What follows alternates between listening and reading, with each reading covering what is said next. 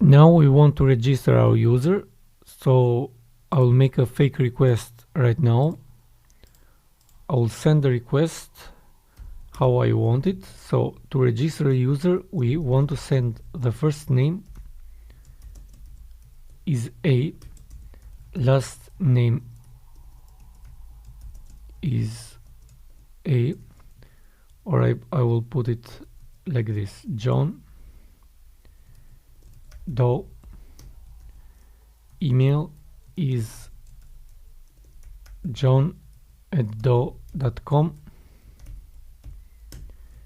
and the password is 1.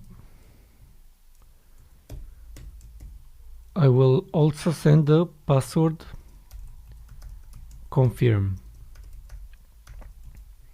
When we register, we need to send a password and a password confirm, and they should match. So for the moment I will send it 2, so I want to return an error, and this request does nothing, so we want to get these values from the request. So how do we do it? So first we will declare a variable. I'll call it data, and this will be a map string. So basically, if you use other languages, so this is an array with keys string and values string. So we declared this array, and now we want to parse the data from the request, and we have to use c.body parser, and here we have to add the data, so with an @ sign here. So this is how we get the request data. Now this returns an error, and we have to handle that error also. So we will get an error here, and if the error is not nil, we will return the error. So this is one way of handling the error. There is another way of handling which is shorter.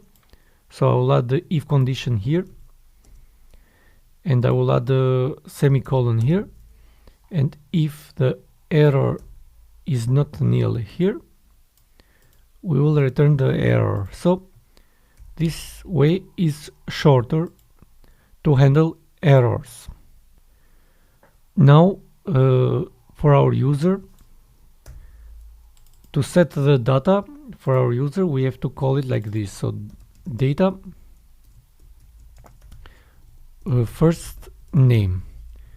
So let's set the last name. This is the last name. Email. This is an email. And password.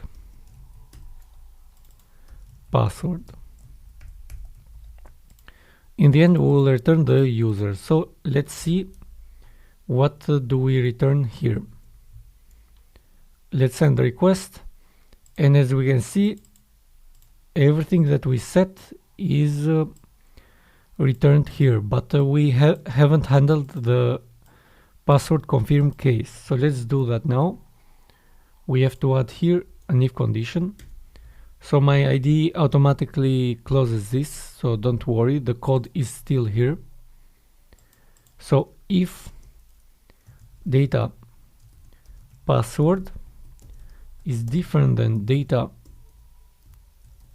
password confirm, we want to return an error. So to return an error, first we have to send the status. So the status will be 400, and the error, let's return the error, is c.json, and we want to return a map. So fiber map here, and inside we'll put message passwords do not match.